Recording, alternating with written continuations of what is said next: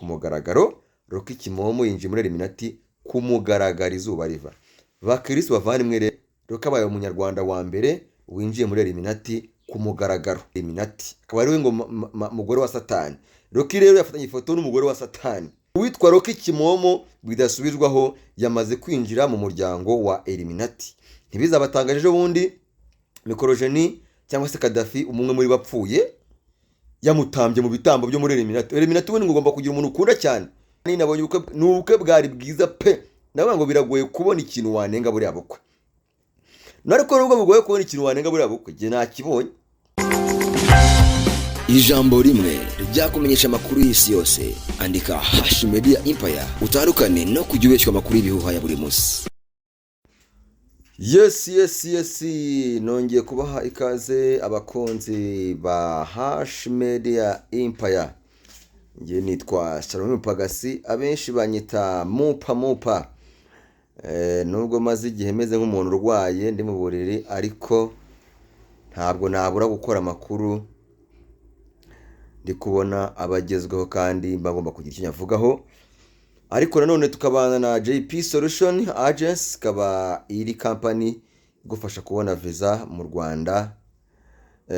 Niyo company nabango yizewe muri Kigali yagufasha kubona visa mu buryo bukoroheye cyangwa se mu buryo n'abanyamwuga, ku buryo ubona visa mu buryo bworoshye.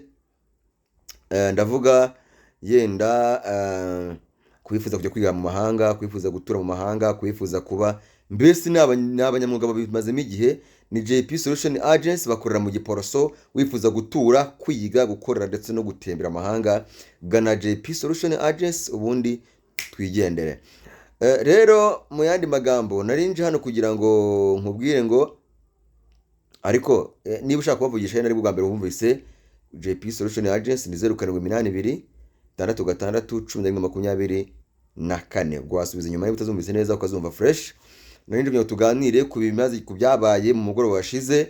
Habaye ubukwe bwa Aga Promoter na Miki. Ni ubukwe bwahagurukije abantu benshi cyane, bwari bukurikiwe n'abantu benshi. Bwabaye ubukwe bwiza pe. Ni ubukwe kugira ngo uzabone icyo unenga bigoye.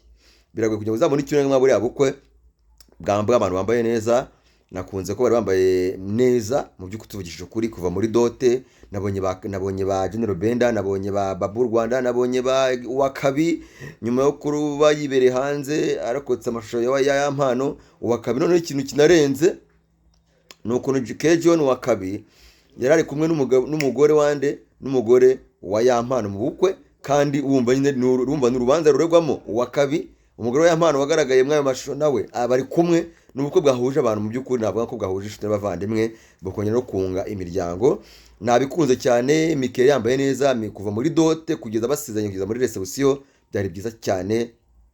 Nakunze kanzu y'icyatsi kibisi Mike yambaye, byasaga neza. Nakunze nakimikenyero y'icyatsi kibisi, nakunze ukuntu yari yaje bamusohoye. Nabonye witwa Nishema ni ninde uriho kwa ndiraho kwandira uyu mwana ufata ibiganiro Emirene yitwa nde ko bafite izina ry'abasilamu banze.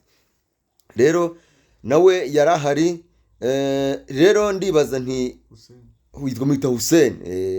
Arakoze cyane, bamwita Hussein akaba umwe mu bantu basohoye, kari basohoye Miki kabisa, byasaga neza cyane.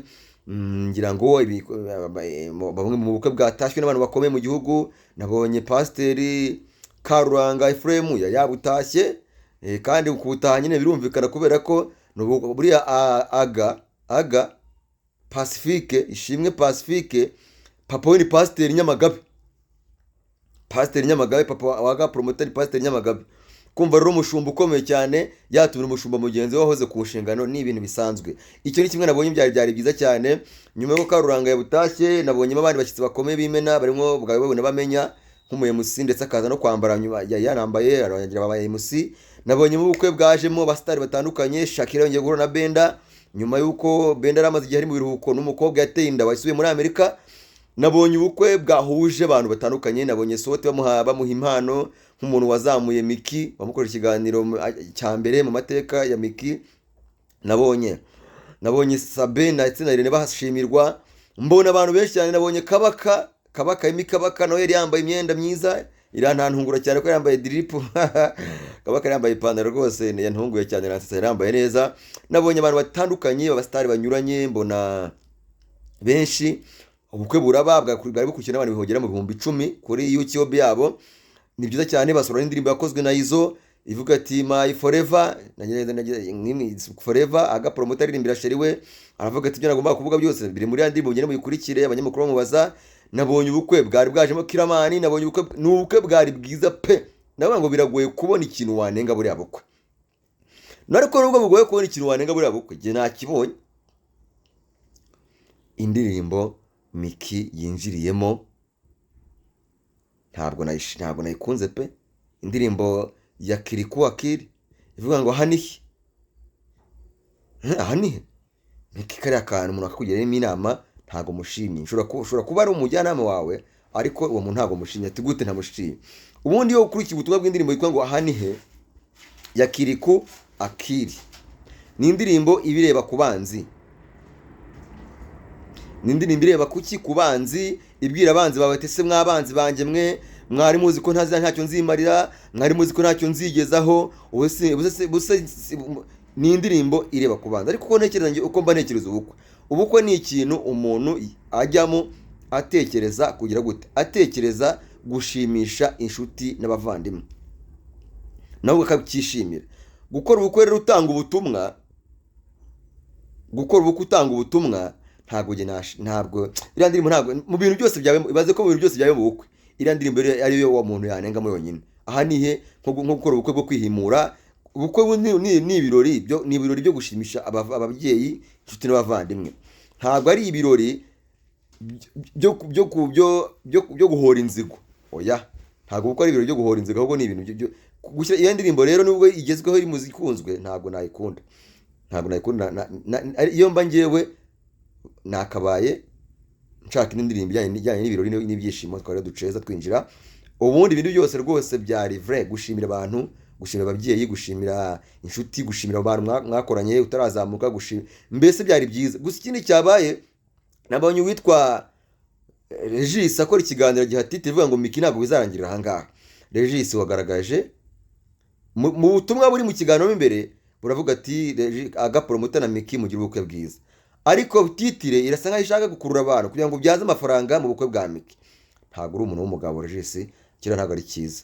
Wakaba uvuga uti Regis yifurije ishya n'ihirwe urugo rwa Miki. Ntabwo ibyo wari kuba ubivuze mu magambo rwose tukanabireba, kuko n'ubundi twari kumva ko ibyo bintu biturutse ku mwanzi Miki, nkuko avuga ati n'umwanzi wanjye gusa. Ariko rwenda buri wese agira uko acuruza, avuga ati uno mukobwa naramufashije kuba icyamamare, reka n'aka gafaranga nako nkinjiriza mu bukwe bwe. Nabyo nibyo rero. Ikindi nabonye uwitwa Rocky Kimomo bidasubirwaho yamaze kwinjira mu muryango wa Illuminati. Ntibizabatangaje ejo bundi Mikorojeni cyangwa se Kadafi, umwe muri bapfuye, yamutambye mu bitambo byo muri Illuminati. Illuminati ubundi ngomba kugira umuntu ukunda cyane. Nizere ko hagati ya Mikorojeni na Kadafi n'indi no muri genge ya Rocky nta muntu Rocky akundamo cyane, kuko bagusaba gutamba umuntu ukunda cyane. Wasaga wayo muri Kadafi wasaga baye Kadafi cyangwa se akaba Mikorojeni cyangwa se avimbimo kimwe. Rocky yafatanye ifoto n'utwa Rami Cici cyangwa se Michelle Lamy, akaba umwe mu bagore bateye ubwoba mu kwisi bitewe n'ukuntu yikoresheje, akaba umunyamideli, akaba umwe mu bantu avuga ko ari we muntu uha umugisha w'amafaranga n'ubwamamare n'ubutunzi muri Illuminati, akaba ari we ngo mugore wa Satani. Rocky rero yafatanye ifoto n'umugore wa Satani, barakorana mu ntoki, umwe ahita following undi, ndetse uwitwa Rocky ahita anapostinga ari kuvuga ati mvuye kwisabira umugisha kwa Mama Riziki, ndaje murambona noneho bushyashya. Anashyira mu ndirimbo yaherekeje izo post, harimo indirimbo ya Bulldog ivuga ngo ese ko nabuze biri mu banyarwanda ntimubyumve bizansaba kujya muri Illuminati. Bivuze ngo Rocky n'ubundi nyuma yuko abonye ubwamamare, Rocky abaye umunyarwanda wa mbere winjiye muri Illuminati ku mugaragaro. Rocky Kimomo yinjiye muri Illuminati ku mugaragaro, izuba riva. Bakirisi bavandimwe rero musengere Rocky, kandi kujyamo biroroha, buri ujyamo wumva byoroshye, ariko ntabwo biba byoroshye. Rocky rero ari muri Amerika yasuye Hollywood, asura ahantu bakorera amafilime nk'uko asanzwe abikora, yenda nagera mu Rwanda azatubwira. Ariko Rocky ubu tuvugana yinjiye muri Illuminati. Bakunzi ba Hashi Media Empire rero, uyu Rocky ni amahoro? Ese yababimburiye abandi kujya muri Illuminati, gufatana ifoto n'umurozi wa mbere n'umuntu nabari hana batinya na ba Jay-Z batinya bose? Uyu mugore namubonye ari gucira mu maso witwa Rihanna, acira mu maso Rihanna. Wumve kuntu nyine uwo muntu asuzugura ngo ari we muntu bubaha kandi yagucire mu maso ngo nta kintu mubaza ngo ndike imyuka mibi yamutegetse. Rero ayo yari amakuru nkuhaye nka Mupagasi, banyita mupa niyo mazina yanjye, ni Hashi Media Empire. Narinje kugira ngo nkubwire tumwe mu tuntu nagiye mbona rikomeza kugenda nk'update nka gake mu burwayi bwanjye, sindi bubatererana.